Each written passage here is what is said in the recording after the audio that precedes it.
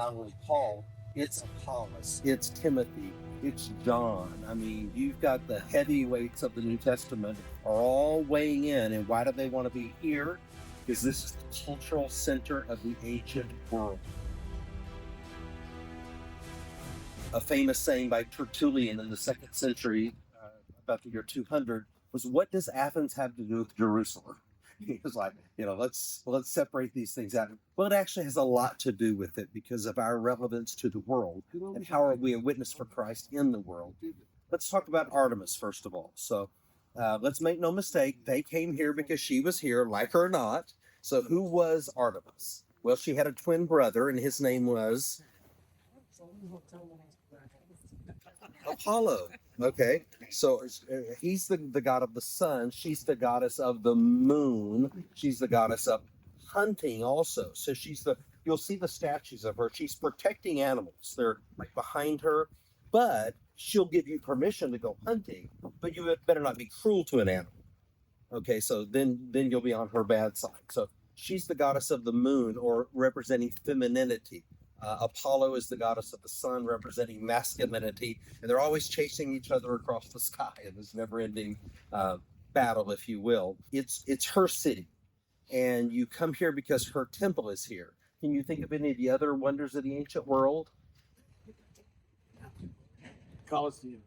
Colossus of Rhodes, the Colosseum is named after the Colossus of Rhodes. That's where we get the term. Colossal is from that wonder of the world, and later it's applied to the Colosseum. There's one still standing. Pyramids. Great pyramid. The Gardens of Babylon. The Hanging Gardens of Babylon. The lighthouse. Yeah, Rhodes. Alexandria. Got the Colossus of Rhodes, the Hanging Gardens of Babylon, the lighthouse at Alexandria. The other one in Turkey. Halicarnassus. Yeah, at Halicarnassus. The massive statue of the Colossus must have been amazing. So you think about all those things, and then here you are in Ephesus. The Temple of Artemis. Her Roman name is Diana, and she is worshipped throughout the entire area. And yesterday we talked about in Acts 17 in Athens, what Paul said when he was at Mars Hill: God does not dwell in buildings built by human hands. And how countercultural and radical that statement was.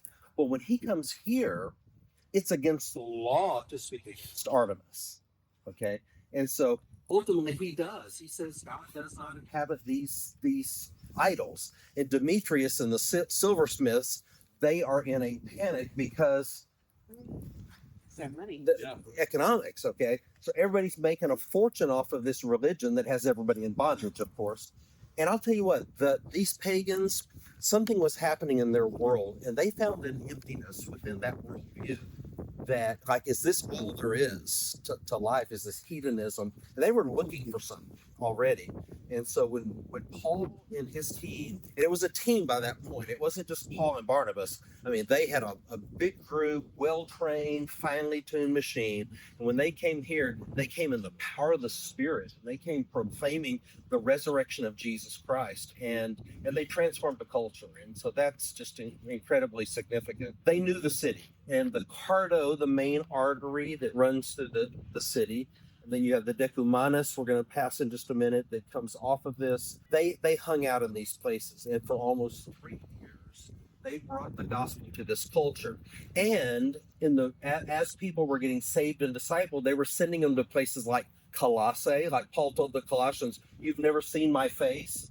Well, he sent Epaphras, he sent Tychicus. He was sending emissaries from what God was doing here. We're going into these other places, and you literally see the birth of Christianity. One of the great councils of the church was held here also. We think about, like, why does the Apostle John come here? And incidentally, if you saw the guy talk or heard the guy talk last night, he was pretty good, but he was off on a few things. And so the idea that this was not the Apostle John that was here, this was an elder John, and that's probably it was the Apostle John who was actually here. But again, why here of all places? Because this was the leading city of the world, and Jerusalem is destroyed in the year 70. So the apostles were sort of centered in Jerusalem, and after that they spread out.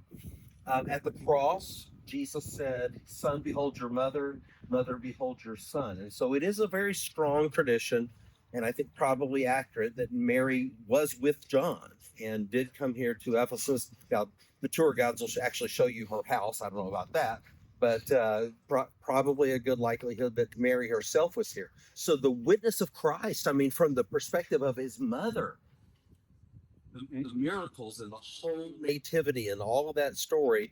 So it's the witness of Mary, it's the witness of John, and then later Timothy, and it's a powerhouse. This is going to fuel that gospel engine in the first and on into the second century. John, of course, was exiled to the island of Patmos. When there's a Temple of Domitian, who's here, by the way, they were really into emperor worship.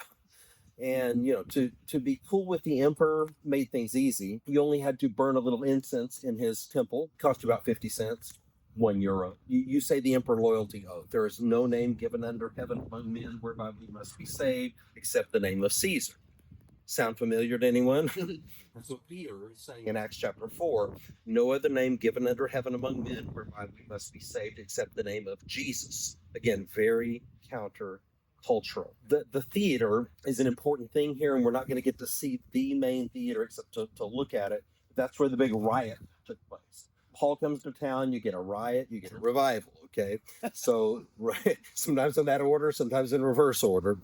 But in that theater, it's filled up, and they're shouting, and the city chamberlain comes out and tells everybody you're gonna be cited for this, and the Roman authorities are gonna come in if you don't straighten up and get out of here.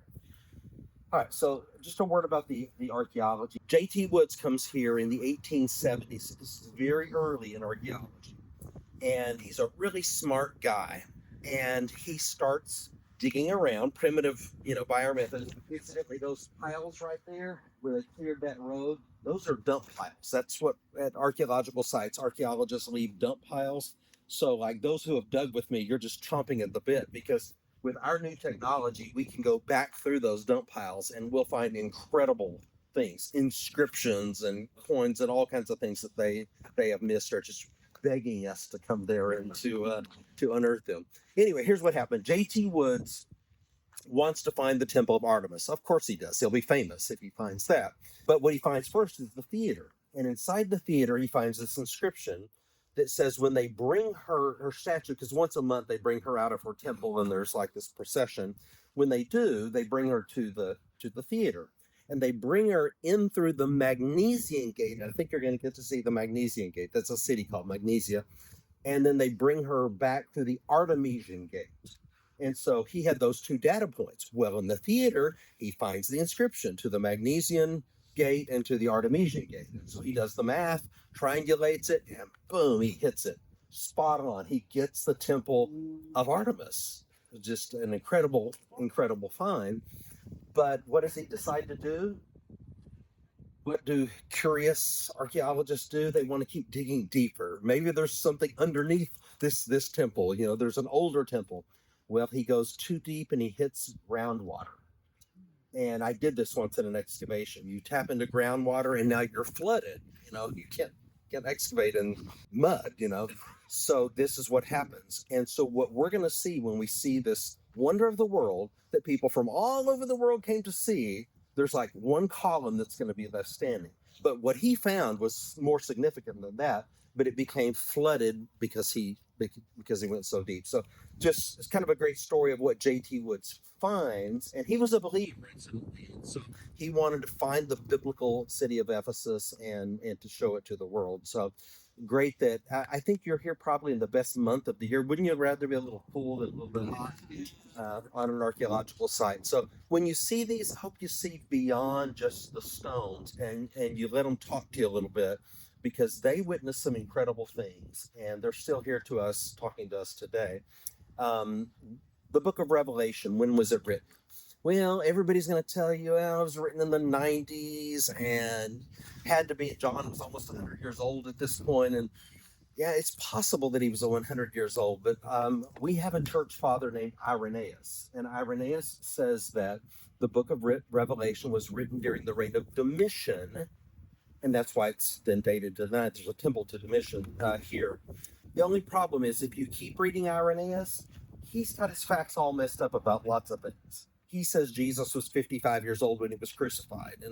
So while he was, I'm sure, very godly and very great, when it comes to chronology, I'm not putting a lot of weight on that. And everyone else is quoting him. So if he's wrong and everybody else is citing him, then it doesn't matter. I think there's a really good case to be made that the book of Revelation and maybe all the New Testament writings are pre-AD 70. And maybe during the time of Nero as opposed to during the time of Domitian. And that might change a little bit our idea of when John was here at Ephesus. So lots to think about and lots to talk about.